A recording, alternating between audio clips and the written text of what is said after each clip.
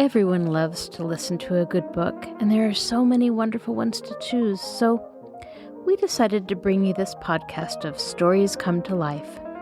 Each episode features a story from either classic or modern literature, especially chosen to be interesting and exciting to hear. So sit back, relax, and listen to this story come to life. Welcome to Stories Come to Life. I am your host, Kathryn Lopez Luker. Chet and Biff are missing. Can they have perished in the huge storm? Of course, Frank and Joe want to go out on their motorboat, the Sleuth, to try to find some evidence of their missing friends. But when their cantankerous old great Aunt Gertrude comes to visit, those plans might need to be put aside, as Aunt Gertrude highly disapproves of little boys going out on boats.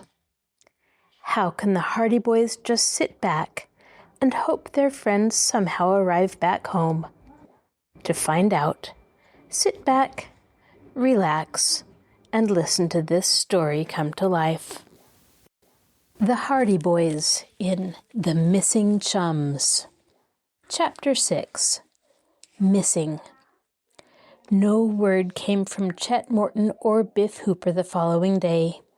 Although the parents of the Chums tried to allay their fears by assuming that the lads had not stopped off at Hawk Cove after all, or had neglected to write, as is the way of boys the world over, when 3 days passed without further news, the situation became serious. "They were wrecked in that storm, I know it," declared Iola Morton with conviction, when the Hardy Boys called at the farmhouse on the third day. "Mother is almost frantic, and Daddy doesn't know what to do. It isn't like Chet to make us wait this long for some word of where he is, particularly when he knew we'd be anxious." "The Hoopers are terribly worried about Biff," Joe put in. "We went over there last night to see if they'd heard anything." Mr. Hooper had telephoned to nearly all the fishing villages up the coast, but none of them had seen anything of the boat. Iola turned pale. "They hadn't seen the boat at all?" Frank shook his head. "Either the boys were wrecked or they were swept out to sea," said the girl. She turned away and dabbed at her eyes with the handkerchief. She was on the verge of breaking down. "Oh, can't something be done to find trace of them?" "It's time we were getting busy," Frank agreed. "I think we'd better organize a searching party." "With the motorboats?" asked Joe. "Yes, we can take our boat. Perhaps Tony Prito will be able to come along with the Napoli, and we'll get the rest of the fellows. We can cruise along the bay and up the coast. Perhaps we'll find some trace." "Will you do that?" asked Iola, brightening up. "Oh, if you only will. At least we'll know that someone is searching for them." "I've been thinking that possibly their boat got wrecked, and they were washed up on an island or on some part of the coast a long way from any village," Frank observed. "I don't think they've been drowned. They're both good swimmers, and it would take a lot to kill either of them." "Well, if we're going to go, we may as well get started." "All right, Joe. We'll take some grub with us and count on staying until we find some trace of them. Perhaps 2 or 3 days. A sudden thought struck Joe. "How about Mother?" Frank whistled. "Gosh, I'd forgotten. But perhaps she can get someone to stay with her. Seeing it isn't a pleasure trip we're on, she might let us go." "Oh, I hope she does," exclaimed Iola. "As long as we know you boys are out searching for Chet and Biff, we'll be a lot easier in our minds."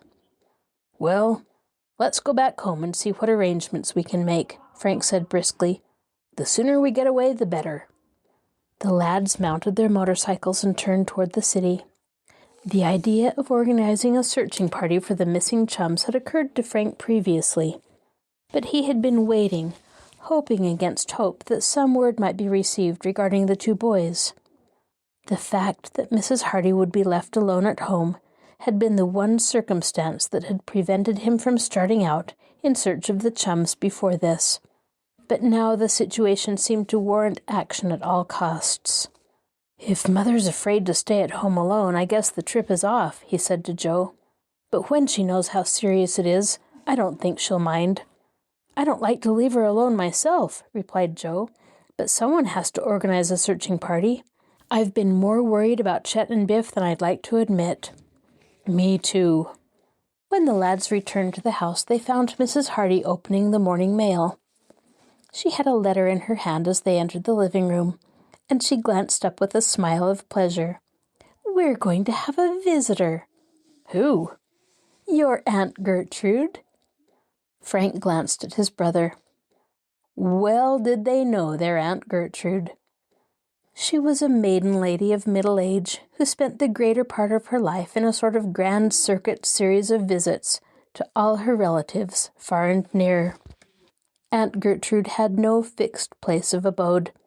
Accompanied by numerous trunks, satchels, and a lazy yellow cat by the name of Lavinia, she was apt to drop in at any time in the course of a year, brusquely announcing her intention of remaining for an indefinite stay. Then she would install herself in the guest room and proceed to manage the household until the hour of her departure. Aunt Gertrude was formidable. Her word was law. And because she was possessed of a small fortune and a sharp tongue, none dared offend her. Relatives had discovered that the best plan was to suffer her visits in silence and pray for her speedy departure. Now she was coming to visit the Hardys. "Aunt Gertrude is coming? Isn't that great?" exclaimed Joe. Mrs. Hardy looked at her son suspiciously. The Hardy boys had never been known to evince much enthusiasm over Aunt Gertrude's visits before. The worthy lady had a habit of regarding them as though they were still in swaddling clothes, and she invariably showed a tendency to dictate as to their food, their hours of rising and going to bed, their companions, and their choice of literature.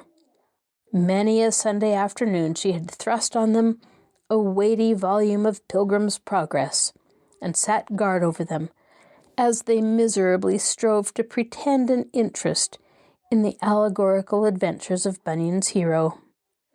"I didn't think you cared for Aunt Gertrude," ventured Mrs. Hardy when she saw that both Frank and Joe were beaming with satisfaction. "When'll she be here?" "This afternoon, according to her letter. She never gives one a great deal of notice." "She couldn't have come at a better time. For once in her life, Aunt Gertrude will be useful," Frank declared. And with that he told his mother of their desire to organize a searching party for the missing chums. Mrs. Hardy had been deeply concerned over Chet and Biff since their departure from Bayport, and now she agreed that a search should be conducted. "And now that Aunt Gertrude is coming, you won't be afraid to stay here alone," Joe pointed out. Mrs. Hardy smiled. "And you'll leave me here all alone to the mercies of that managing woman?" "There's not much use having us all here. Aunt Gertrude will run things anyway, whether there's 3 of us or 100. "Yes, I suppose so. Well, I shan't be afraid to stay here as long as Aunt Gertrude is in the house. I imagine any burglar would rather deal with a vicious bulldog. Go ahead on your trip. When do you intend to start?" "As soon as we can see Tony Preto and the rest of the boys. We want to make a real searching party of it. By the way, when will Aunt Gertrude arrive?" "On the 4 o'clock train, I expect."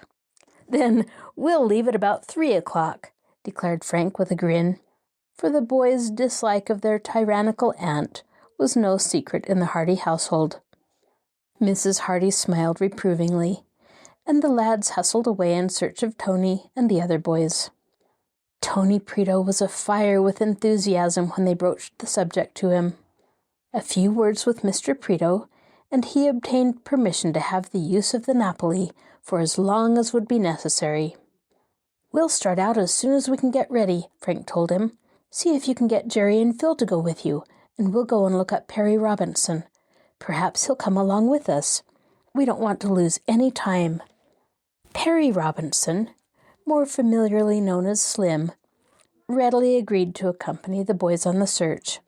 "You bet I'll go," he declared. "When do we start?" 3 o'clock, if we can be ready by then. Meet us at the boathouse and bring along some grub." "I'll be there," promised Slim. The Hardy boys carried blankets and a small tent down to the boat and stowed them away. Then came cooking utensils and a supply of food, sufficient to last them for several days. They would, of course, be able to get supplies at the fishing villages along the coast, but as they had no idea where their search would lead them, they were determined to take no chances. "Thank goodness we'll be away from here before Aunt Gertrude arrives," chuckled Frank, as the boys were putting on their outing clothes at 2:00 that afternoon. "She'll be madder than a wet hen when she finds out we've escaped her. If there's anything she likes better than bossing us around and showing us our faults, I don't know what it is." Alas for the best-laid plans! Aunt Gertrude must have had some premonition of the truth. She advanced the time of her arrival by a good 2 hours. The 2:00 train brought her to Bayport, bags, baggage, and Lavinia the cat. The boys were first apprised of her advent when they heard a taxicab pull up in front of the house. Joe peeped out the window of their room. Sweet spirits of Nider! Aunt Gertrude herself. No! Yes! Let me see. Frank rushed to the window in time to see Aunt Gertrude, attired in voluminous garments of a fashion dating back at least a decade, laboriously emerging from the taxicab. She was a large woman with a strident voice, and the Hardy boys could hear her vigorously disputing the amount of the fare. This was a matter of principle with Aunt Gertrude, who always argued with taxi drivers as a matter of course, it being her firm conviction that they were unanimously in a conspiracy to overcharge her and defraud her at all times. With Lavinia under one arm and a huge umbrella under the other, Aunt Gertrude withered the taxicab driver with a fiery denunciation, and when he helplessly pointed to the meter and declared that figures did not lie, she dropped both cat and umbrella, rummaged about in the manifold recesses of her clothing for a very small purse, produced the exact amount of the fare in coin, counted it out and handed it to the man, with an air of one giving alms. "And, just for your impudence, you shan't have a tip," she announced. "Carry my bags up to the house."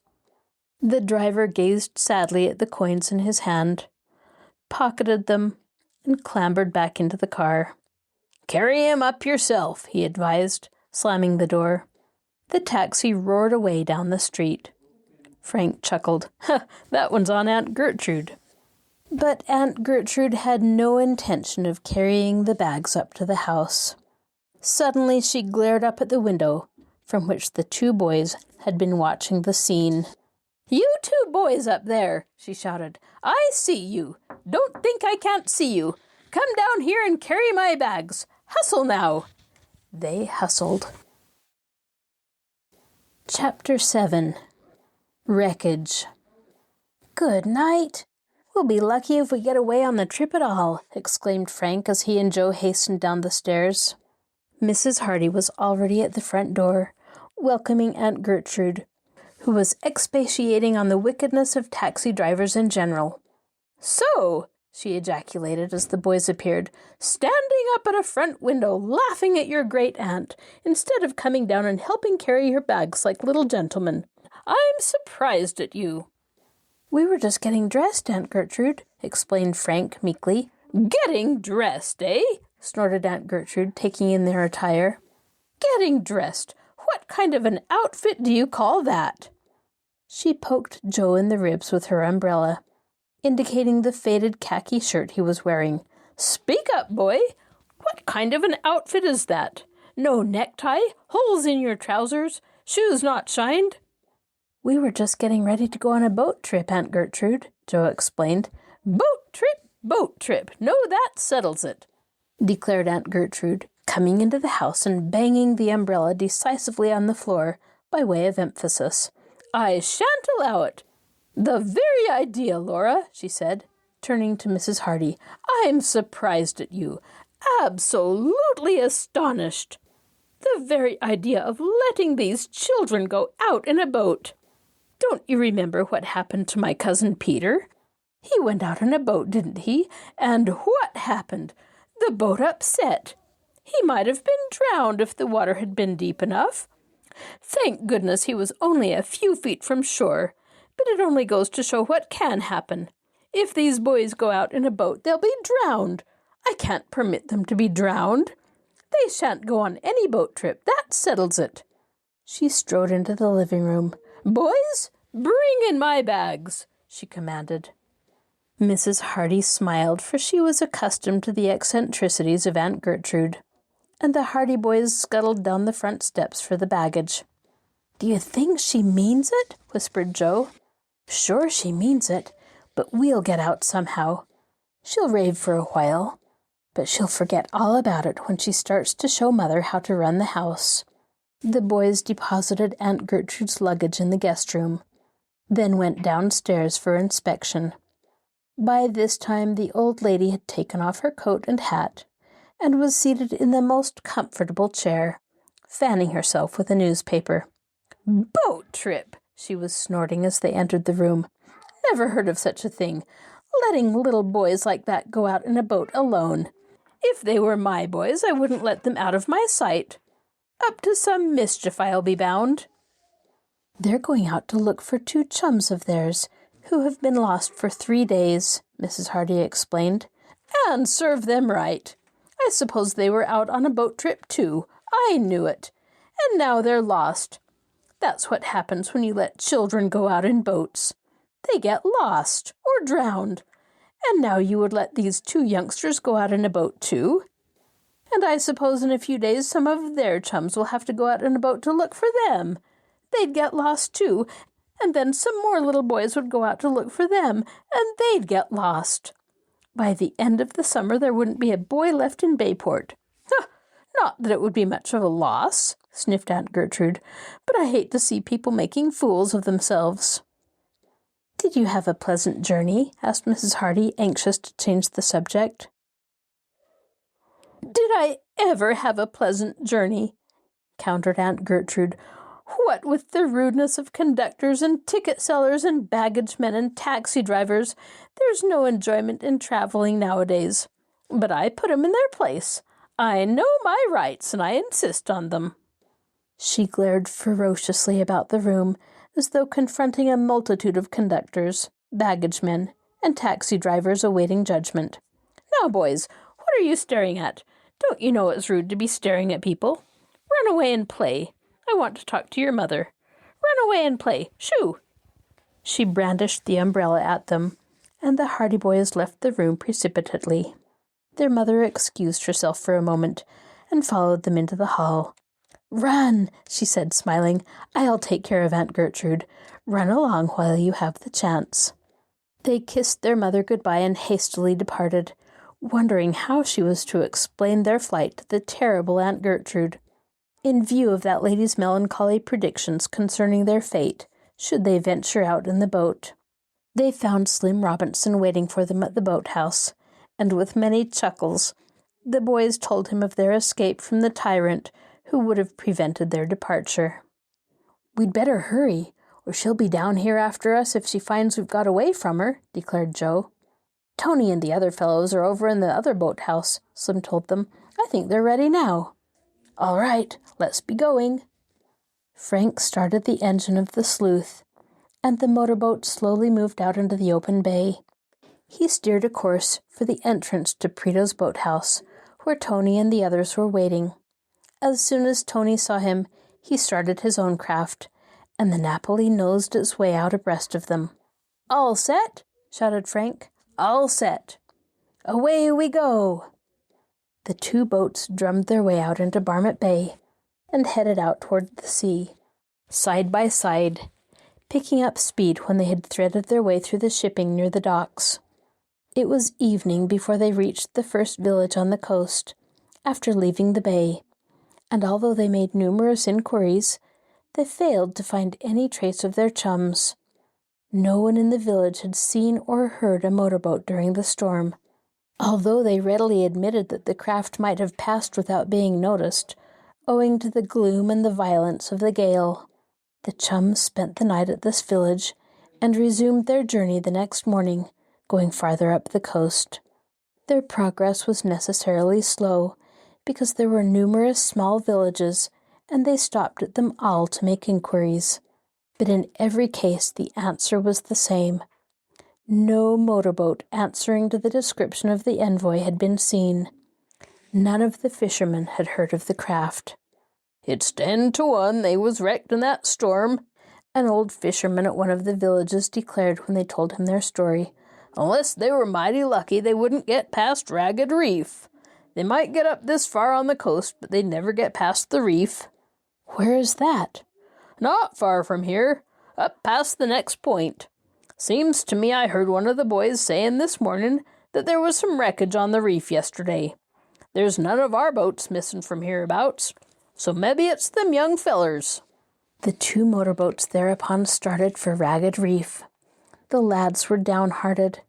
They had little hope they would ever find their 2 companions alive. The words of the old fisherman struck terror into their hearts. When they rounded the point, they saw the black and ominous line of Ragged Reef before them, a jagged and irregular series of rocks jutting above the surface of the water in the form of a huge semicircle. This was the reef on which the envoy might have come to grief. Fortunately, the day was calm, so that the searchers were able to venture more closely to the reef than they might have otherwise dared. Frank edged the Sleuth in toward the rocks as closely as possible. Suddenly he gave an exclamation.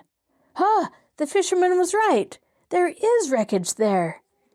He pointed to a few broken fragments of wood that could be discerned against the rocks. Joe picked up the marine glasses and peered at the fragments for some time. "It's wreckage of a boat of some kind," he declared gravely, lowering the glasses at last. "But whether it's from the envoy or not, I couldn't say." Slim also looked through the glasses. He was able to see more fragments of wreckage farther along the reef. "Some boat has been battered to pieces along here. There isn't enough wreckage left to tell whether it was a motorboat or a sailing vessel." He scrutinized the mainland. "Nothing there," he announced finally. "Not a sign of life, nor wreckage either. It's all on the reef." So interested had the boys been in the fragments of broken wood on the jagged rocks that they had not noticed that the motorboat was edging in closer to the reef. There was a strong current at this point, and unnoticed by the boys, the boat was being carried irresistibly forward. A warning shout from the lads in the Napoli told them of their danger. Frank had throttled down the engine so that the Sleuth had been almost drifting. Now he sprang for the helm, conscious of the peril that had crept so insidiously upon them. The great black rocks of the reef loomed closer. The motorboat seemed to be dragged mercilessly toward its doom. The powerful current had the craft firmly in its grasp. Chapter 8. The Strange Letter. The engine roared as Frank Hardy opened the throttle and bore down on the helm of the Sleuth. The grip of the current about the reef was so strong that for a moment it seemed that the motorboat could not fight against it. Then, slowly, the craft swung about, seemed to remain motionless for a moment, and then began to forge ahead, away from the reef. Fighting against the force of the current, the motorboat made slow progress. Still it was gaining ground.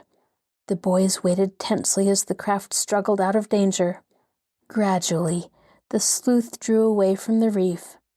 Gradually, the grip of the current relaxed.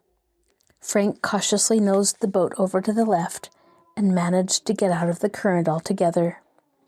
The whole affair had occurred in a few seconds, but it had seemed an eternity to the boys in the boat and their chums in the other craft. It would only have been a matter of moments before they might have been swept swiftly down onto the treacherous reef. "That'll teach me to watch where I'm going," said Frank, as he sat back and mopped his brow. "There was mighty near a lot more wreckage on that reef," remarked Slim soberly. "The boat wouldn't have lasted long if we'd piled up on those rocks." "I'll say it wouldn't. I think we'd better get away from here. We'll never be able to get close enough to identify that wreckage. Might as well go on up the coast." They drew up alongside the Napoli, and after discussing the narrow escape they had just had from being cast up on the reef, acquainted the other boys with their decision to continue the search. "There's no use in trying to get closer to that wreckage," declared Frank. "It's all in small pieces, and we probably wouldn't be able to say whether it was from the Envoy or not, even if we did reach it. We may as well go on up the coast and keep making inquiries at the other villages." This plan they followed, but to no avail. Their inquiries were fruitless. The Envoy, with Chet and Biff, seemed to have vanished into thin air. At none of the fishing villages were they able to find anyone who had seen or heard of the missing boat. As for the wreckage on the reef, no one was found who could enlighten them. 2 or 3 fishing boats had been wrecked during the storm, but they had met their fate farther up the coast, and in each case, the scene of the wreck was known to the fishermen. "It might have been your friend's boat, and it might have been only some old wreckage, washed down the coast by the storm," said one keen-eyed salt. "You'd best give up the search. If they're drownded, they're drownded, and that's all there is to it. If they were wrecked and managed to save themselves, they'll make their way to the nearest village, and they'll get home from there without any trouble. If you haven't found any trace of them by now, there isn't much use going any further, for they would never have got this far up the coast without having been seen by some of the fishermen." The boys reluctantly agreed that his advice was sound. They turned back for Bayport. When they returned to the city and reported that their quest had been unsuccessful, they were scarcely prepared for the sensation that the news aroused. The Hoopers were frantic with anxiety as their last hopes were dashed. The Mortons were almost stunned.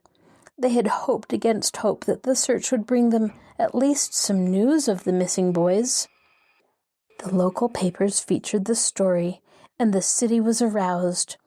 In every village and town along the coast, to north and south, people were discussing the mysterious disappearance of the motorboat and its human freight. Fishermen were on the lookout for any trace of the craft. The Coast Guard promised to do all in their power to clear up the mystery. But when 3 days more went by, and there was still not the slightest solution in sight, the opinion became general that the boat had been wrecked in the storm and had gone to the bottom. The 2 boys were given up for lost. The Hardy boys and their chums were gradually forced to the belief that Chet and Biff had perished. Then came an incident that temporarily drove the tragic affair from the minds of Frank and Joe, because it concerned their own home more intimately. Aunt Gertrude had greeted them on their return with a barrage of scathing comment on their disobedience in leaving on the trip, in spite of her avowed disapproval, and she expressed the greatest amazement because they had returned alive after all. "You may thank Providence that you got back," she declared in her characteristically brusque fashion. "It was through no skill of your own, I'll be bound. Your poor mother and me were worried to death all the time you were away, gallivanting over the ocean."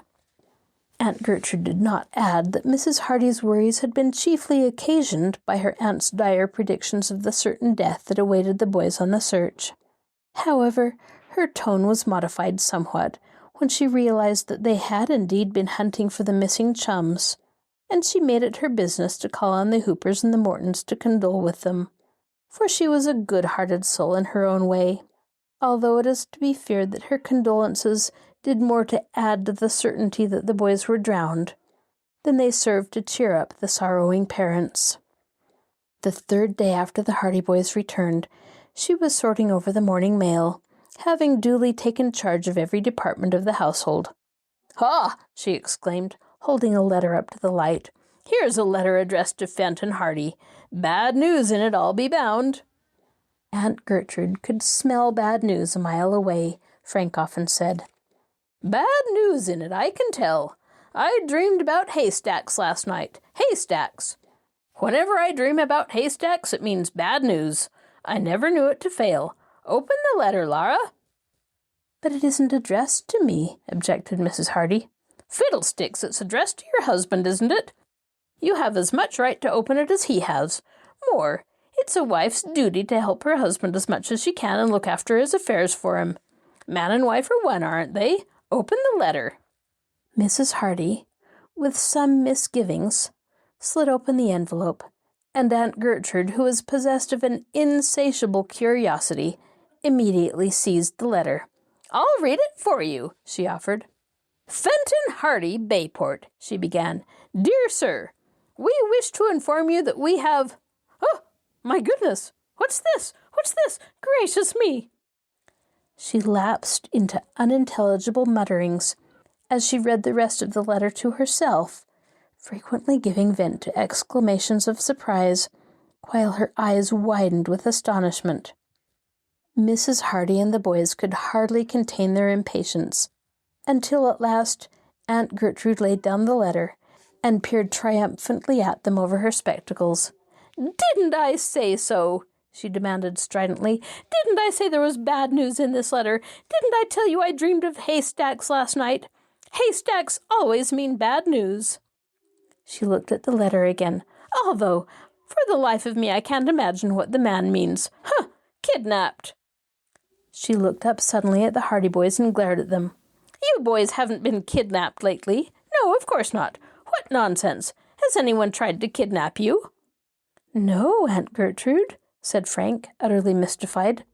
"Then," demanded Aunt Gertrude, pushing the letter across to Mrs. Hardy and folding her arms as though prepared to wait until doomsday for a satisfactory answer. "What does this letter mean?" Mrs. Hardy picked up the letter and read it aloud, while an expression of amazement crossed her face. "Fenton Hardy, Bayport," ran the letter. "Dear Sir, we wish to inform you that we are holding your 2 sons in a safe place, and that we will not return them to you unless you agree to the following conditions. You must pay us the sum of $5,000 as ransom. You must refuse to give evidence in the Asbury Park bank robbery case, and you must further agree to give up your pursuit of our leader, Baldy Turk. These are our conditions. It will do you no good to attempt to find your sons, for we will not hesitate to put them out of the way if you attempt to discover our hiding place. Furthermore, unless you agree to what we ask, it will go hard with them.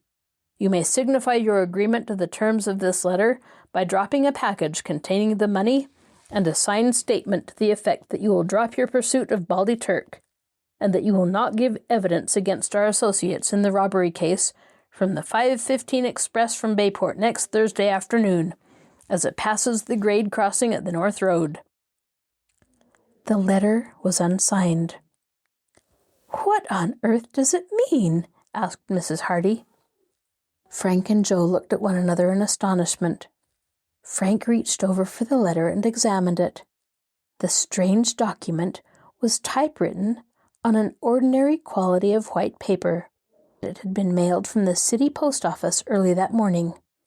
"It must be a practical joke of some kind," said Mrs. Hardy in perplexity. "Practical joke, nothing," scoffed Aunt Gertrude shrewdly. "Did Fenton Hardy go to Chicago after some criminal?" "He went to arrest Baldy Turk," replied Frank. "There!" Aunt Gertrude pounded on the table. "That explains the whole thing. The companions of this Baldy person sent the letter in the hope that it would bring Fenton Hardy back from Chicago by the next train." "But the letter is addressed to Bayport." "Certainly. Why not? They wouldn't know where to reach him in Chicago, so they sent the letter here and trusted it would be forwarded to him. And if I hadn't been here," said Aunt Gertrude, "it very probably would have been forwarded to him. Am I right?" "I usually forward his personal mail," admitted Mrs. Hardy.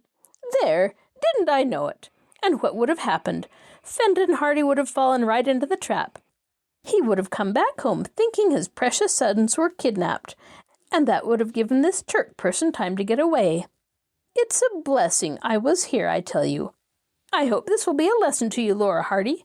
Always open your husband's mail. Always." Chapter 9.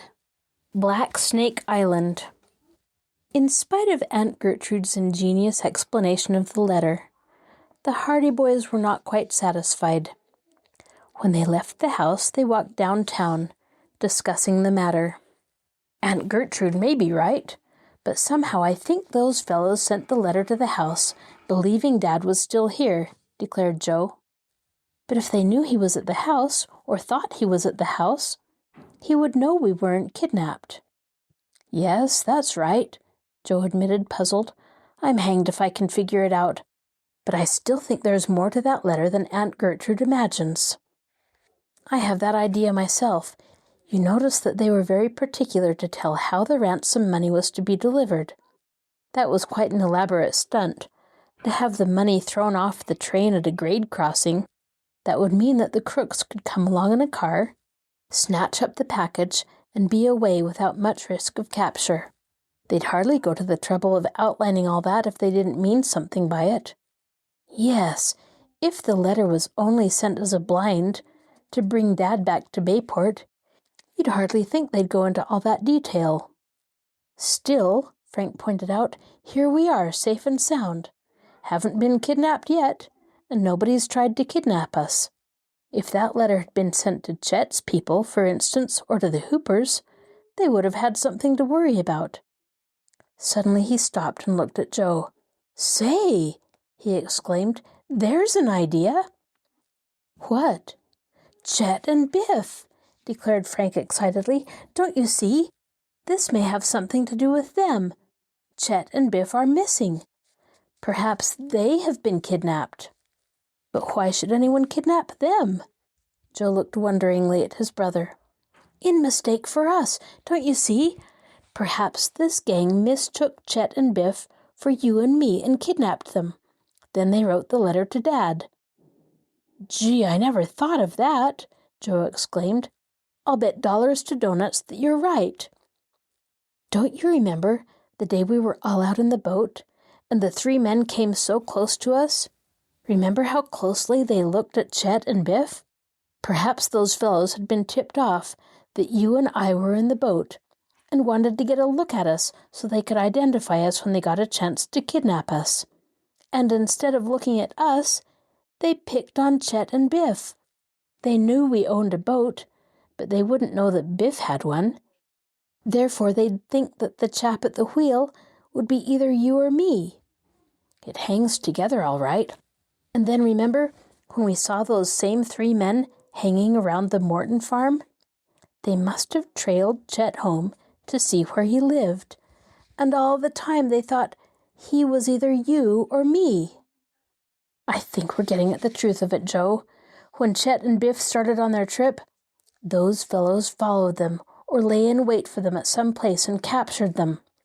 Just then the Hardy boys met Phil Cohen and Tony Prito in front of the fruit stand of their friend Nick, the Greek, each with a bottle of pop. Hello, was Tony's greeting. Have one? He invited, indicating the pop. Don't mind if we do, even if it's just after breakfast. Nick, the Greek, dexterously opened 2 bottles of pop and slapped them down on the counter. Hot day, eh? He said, as the boys reached for straws. You bet it's hot. After a satisfying gurgle of the ice-cold pop, the Hardy boys turned to their chums. We have a clue, declared Frank. About what?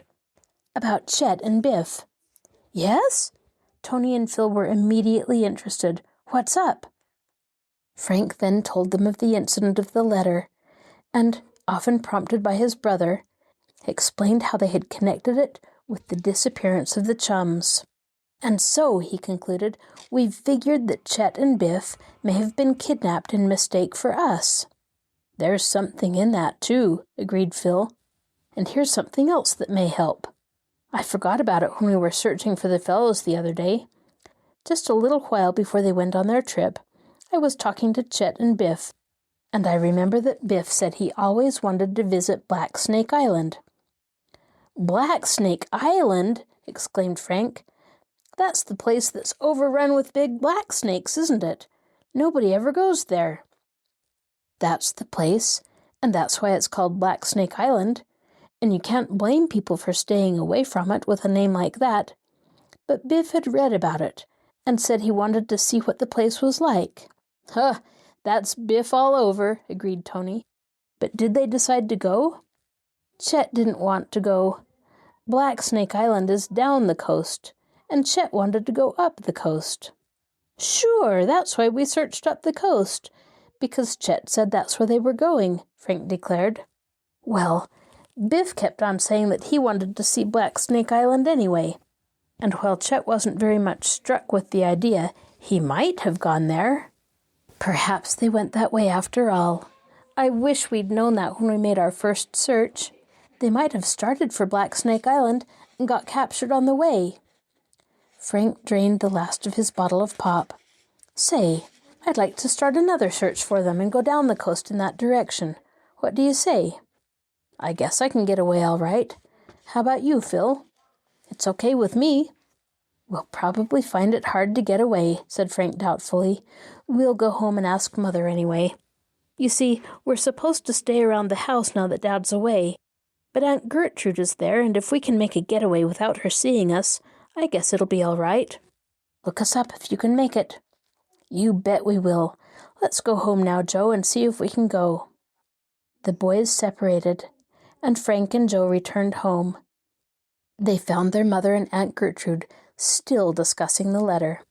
It's absolute foolishness, Laura Hardy, that's all it is, Aunt Gertrude declared. You'll just scare the man out of his wits, and he'll be back here on the first train. Well, I've sent the message, and at least I'll know where he is. I haven't had any word from Fenton since he left, and it's been making me nervous. Fiddlesticks! The man is too busy to write. It isn't like him not to drop a line or two every 2 or 3 days. He's usually very particular about it. He always sends me a note at least twice a week while he's away. Well, sighed Aunt Gertrude as though giving it up as a bad job, I suppose you know your own affairs best. But I'm telling you, I would not have sent that telegram. There. And she picked up her knitting, the needles flashing furiously. What's the matter? Asked Frank. Little boys should be seen and not heard, grunted Aunt Gertrude, glaring at him over the tops of her spectacles. I sent a telegram to your father telling him about the letter, their mother explained. I think he should know about it. And besides, I've been worrying because he hasn't written. Where did you address the telegram? He gave me 2 addresses where I would be sure to find him in Chicago, said Mrs. Hardy. He gave me the name of the hotel he would be staying at, and he also said that police headquarters would reach him. I sent the same telegram to each place, so I'd be sure to get him. Waste of money, sniffed Aunt Gertrude. At that moment, the telephone rang. Mrs. Hardy answered it. The phone was in the hallway, and the boys could not hear their mother's words. But when she returned to the room a few minutes later, they saw she was pale with apprehension. The telegraph company tells me that there is no Fenton Hardy registered at the hotel, and that police headquarters say he hasn't shown up there either, she announced gravely. The boys looked at each other in surprise. That's strange, said Frank, and he hasn't written.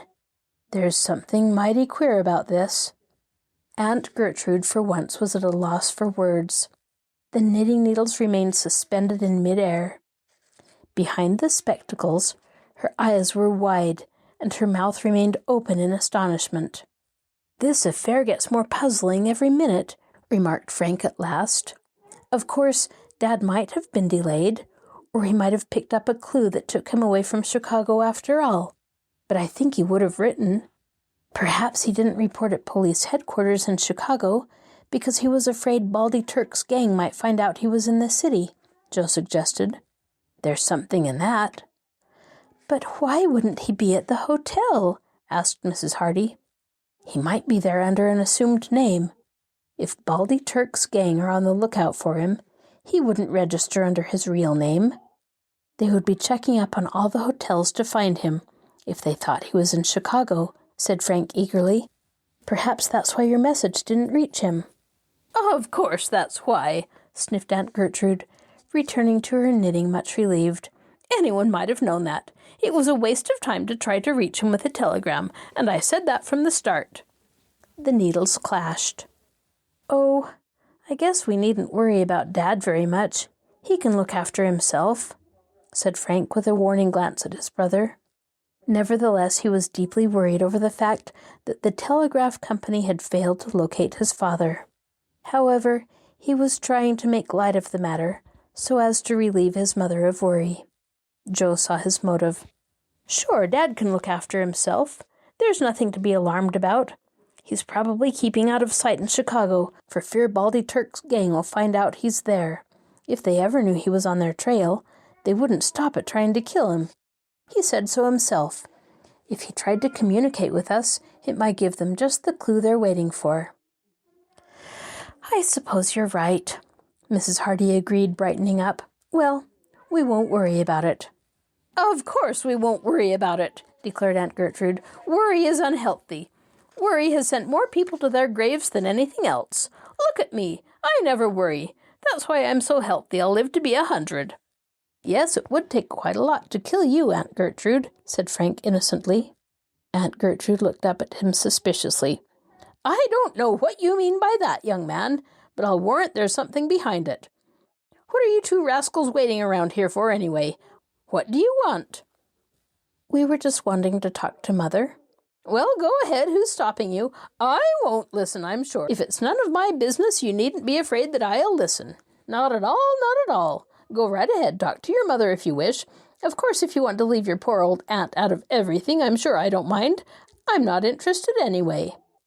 Whereupon Aunt Gertrude indignantly hitched her chair around toward the window and knitted vigorously. "Go ahead. I'm not listening. Talk away. I won't listen to a word of it," she shrilled. Mrs. Hardy smiled.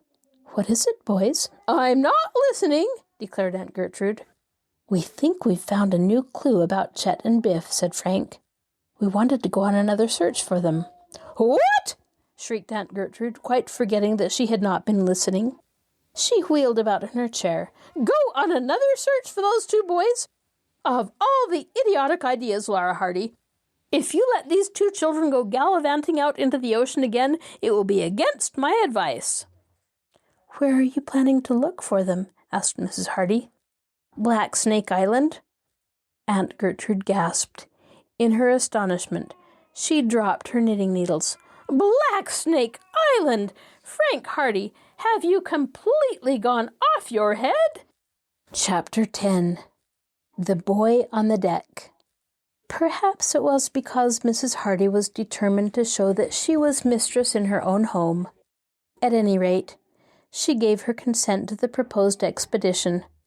This was in spite of all Aunt Gertrude's protests and predictions of disaster. The terrible woman raved for an hour when it was definitely decided that the Hardy boys should go on the trip. But Mrs. Hardy was firm. If there was any chance that they might be able to rescue Chet and Biff, she meant that they should avail themselves of it. They explained their theory regarding the letter, and although Aunt Gertrude derided it as nonsense, Mrs. Hardy was disposed to believe that their deductions might be correct. "You may go," she said, "but take care of yourselves, and don't take any foolish chances. I'm worrying enough about your father as it is." So the boys left the house, before Aunt Gertrude would have an opportunity to change their mother's mind, and joyfully acquainted Phil and Tony with the news. "We're going to start right away," they told their chums. "Better get ready." "I was speaking to Slim Robinson and Jerry Gilroy," Tony told them. "They want to come along too." "There isn't room for all of us in the one boat." "Ha! I was thinking of that. What's the matter with the rest of us making the trip in the Napoli? I'll get up another expedition and we'll follow you." "Good idea. One of the boys can come with us, and the rest of you can go in the Napoli. Joe and I are starting right away." But when it came time to check up on the various members of the searching party, they discovered that Tony was the only one who could leave that day. Slim Robinson had to work that afternoon, as also had Jerry Gilroy, while Phil Cohen had an engagement for the evening that he was unable to break. "We'll all leave in the Napoli first thing tomorrow morning then," declared Tony. "You and Joe go ahead in your boat now and head toward Black Snake Island. We'll be along in the morning." This was the plan agreed upon. and the Hardy boys lost no time in making ready for the trip. They had the forethought to stock up with provisions for several days, although the run to Black Snake Island would not take them many hours, because they realized that the search might keep them away from home longer than they expected. It was afternoon before they were able to get away, and all through the lunch hour they were in a constant state of apprehension, lest Aunt Gertrude prevail upon their mother to withdraw her permission for the journey. "They'll never come back alive, mark my words," declared their aunt. "They'll get bitten by those snakes on Black Snake Island as sure as fate. Why, even grown-up men won't go on that island. It's a terrible place. I've read all about it." "We're not planning to explore the island, Aunt Gertrude," Frank explained. "We're going to cruise around it and see if we can find any sign of the fellows." "Cruise around it," their aunt sniffed, "as if I don't know boys. You'll not be satisfied until you've tramped from one end of that island to the other. But go on. Go ahead. I wash my hands of the affair. If you want to commit suicide, it's your own lookout." And she swept from the room in great indignation. Mrs. Hardy did not share her fears. She knew her sons well enough to realize that they would not run into needless dangers, and when she kissed them goodbye, her only request was that they would not stay away any longer than was necessary. The bay was calm when they started out, and the Sleuth was running, as Joe expressed it, like a watch. It was a beautiful summer afternoon, and the cool breeze out on the water was in welcome relief to the sweltering heat of the city streets. Spray flicked into their faces as the motorboat raced along toward the eastern gap. When they passed out of Barmet Bay and reached the open sea, Frank headed the boat down the coast in the direction of Black Snake Island. "It isn't far from the coast. There's a channel of a little over a mile," he said to his brother. "We won't be able to make it tonight, but we'll stop over at Rock Harbor and go on again in the morning. By that time, Tony and the others shouldn't be far behind." Toward the end of the afternoon, they were in sight of Rock Harbor, a small port, where they spied a schooner at anchor in the distance. Rock Harbor was not a shipping point of great importance, but there were always a number of miscellaneous craft in evidence. To enter the harbor, they were obliged to pass within a short distance of the schooner, swinging about beneath the bows of the ship. As the Sleuth plunged through the water, in the very shadow of the ship, Joe suddenly gave an exclamation of surprise. "Frank, look up on deck, quick!" Frank glanced hurriedly upward. He was just in time to see the figure of a boy moving away from the rail, but there was something familiar about the young man that made him look incredulously at his brother. "Chet!" "I'm sure it's him," returned Joe hurriedly. "I didn't get a very good look at his face, because he only looked over the rail and then he drew back, but I'm almost positive it was Chet." "But what on earth can he be doing on that schooner?" "Probably he's a prisoner. Let's give him a hail." They shouted the name of their chum half a dozen times, but their only response was from a villainous-looking sailor who glared over the side at them and bade them get away from the ship. "No use causing trouble," said Frank in a low voice. "We'll go now, but we'll come back later." He steered the motorboat away from the vicinity of the schooner, but instead of going on into the harbor, he put out to sea again. "It won't be long until it gets darker. Then we'll go back. If Chet is on that ship, we'll get word to him somehow." "Well, if it isn't Chet, it's his double," declared Joe. "Even if I didn't get a very good look at him, I know he was just about the same height and build and the same general appearance. What puzzles me is why he didn't call out to us, and why did he draw back from the rail in such a hurry? He mightn't have had time to call to us. Perhaps he just managed to escape for a minute or so, and they dragged him back before he could give us a shout. There's something in that, and of course he mightn't have recognized us. He would have recognized the boat, I'm sure. There's something queer about it. If we come back later on, we may be able to see him again. Did you notice the name of the schooner?" "Yes," answered Frank. "I watched for it. The Persis. I think what we'd better do is this. We'll go back down the coast and loaf around until it gets darker. Then we'll come back to the harbor and try to come up to the schooner quietly. If there's a rope ladder handy, I'll go up over the side and see what I can find out. It looks like our only chance. You'll have to go easy. If Chet and Biff are held prisoners on that ship, they'll be well guarded. You might be captured yourself. That's where you'll come in. If you hear sounds of a struggle, or if I don't come back, go right into the harbor and notify the police so they can have the schooner searched. Joe nodded. All right, I'll keep watch. Frank steered the motorboat back along the coast again, and for the next hour or more they cruised about, waiting for twilight. At length, sunset came, and gradually the shadows fell. Lights began to twinkle in the town. Lights glowed from the mysterious schooner, now but a rakish shadow at the entrance to the harbor. When the lads judged that it was sufficiently dark to cover their approach, they returned, then crept quietly up on the ship. They drew up close to the schooner's stern without being noticed, and to Frank's relief, he saw that a rope was dangling over the side. From the boat, he reached out and seized it. The rope held fast. It supported his weight. There were vague sounds from the deck above. The shuffling of feet, a burst of laughter from forward. Most of the men he judged would be in port, but it behooved him to move with caution. All set, he whispered to Joe. Right. Frank swung himself away from the motorboat and began to climb slowly to the deck. Water lapped against the schooner's hull. The night was very quiet. Complete darkness had fallen by now. In a few moments, Joe could only distinguish his brother as an obscure shadow as he clambered slowly upward. Anxiously, Joe Hardy watched. He saw his brother climb higher and higher until at last his head and shoulders were silhouetted above the side of the ship. Then Frank scrambled quietly over onto the deck.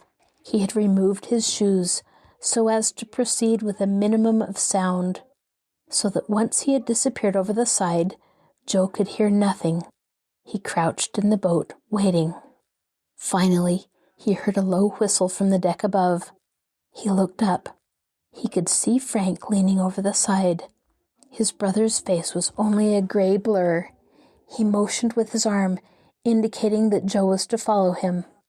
The motorboat had been tied fast, so although Joe was somewhat puzzled, he was nothing loath to share the adventure. Seizing the rope, he swung himself free of the motorboat, then began to climb nimbly toward the deck.